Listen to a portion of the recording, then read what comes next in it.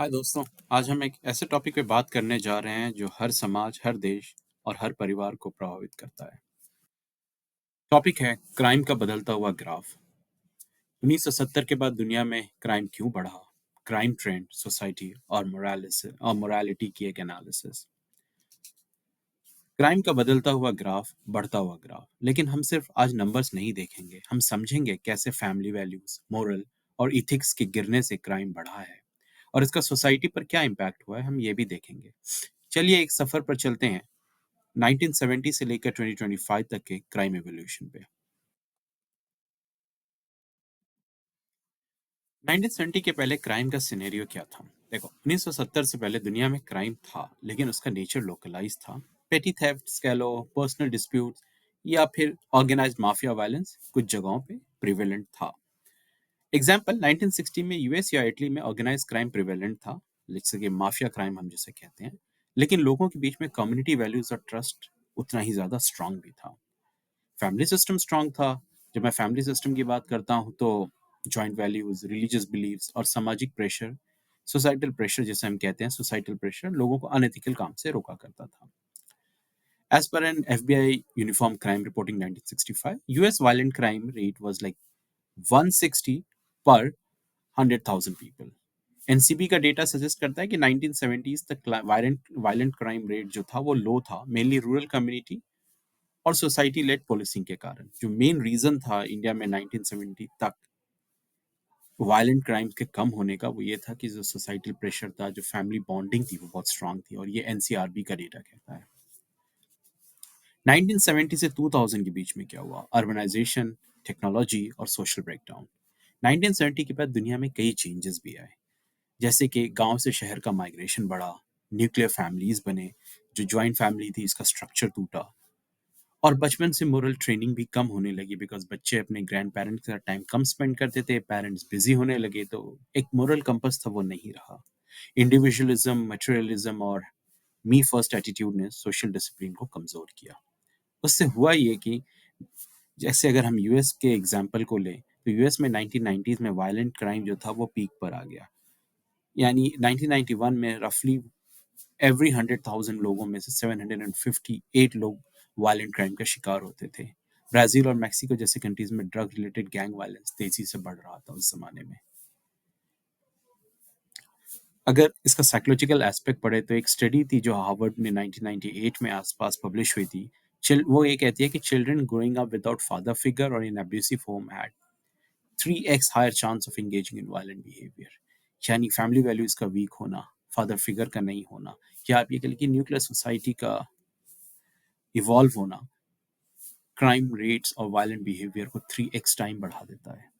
चलिए अब थोड़ा सा और आगे चलते हैं, 2000 से 2020 के सफर को चलते हैं, जिसे डिजिटल एज या कहते हैं, और इसमें इसी एज में एथिकल क्राइसिस और ज्यादा बढ़ा।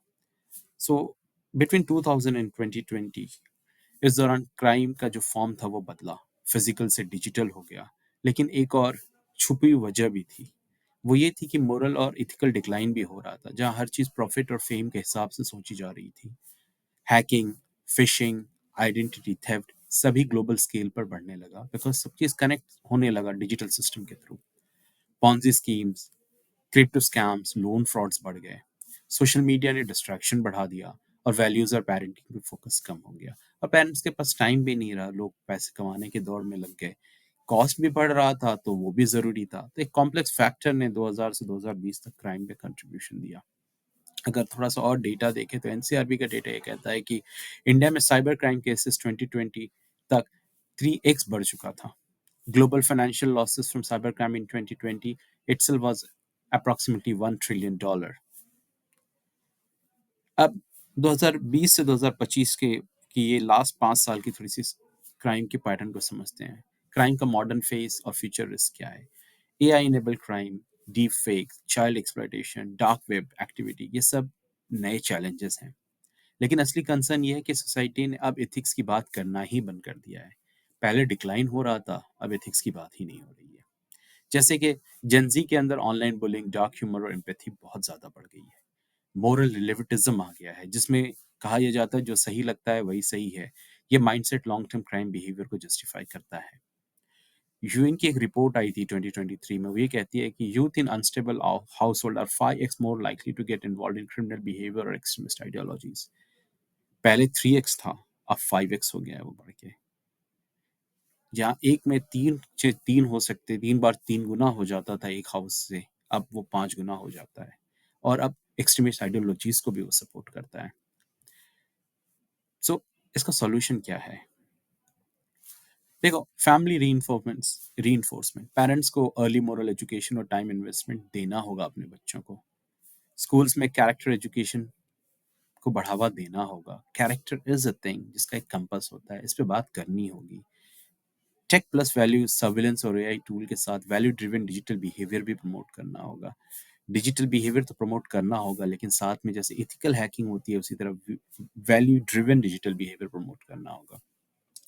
कम्युनिटी प्रोग्राम्स इसमें अच्छा रोल प्ले कर सकते हैं। लोकल लेवल पर यूथ मेंटरशिप, स्पोर्ट्स और क्रिएटिव आउटलेट जो है वो क्राइम को कम करते हैं, क्योंकि आपके डिस्ट्रैक्शंस जो हैं वो आपकी एक्टिविटी में कन्वर्ट होते हैं, आपकी एनर्जी जो है वो प्रोडक्टिव चीज़ों में लगती है। फॉर एग्जांपल, आइसलैंड ने 1999 के बाद यूथ क्राइम को 50% से ज़्यादा कम किया है by focusing on family time, community events और alcohol ban under age of 20। बहुत अच्छा एग्जांपल है। देखो, अगर इस वीडियो को कंक्लूड करें तो 1970 से 2025 तक क्राइम के नंबर बढ़े हैं, लेकिन क्राइम का रूट सिर्फ पॉवर्टी नहीं है, बल्कि मोरल इरोजन भी है।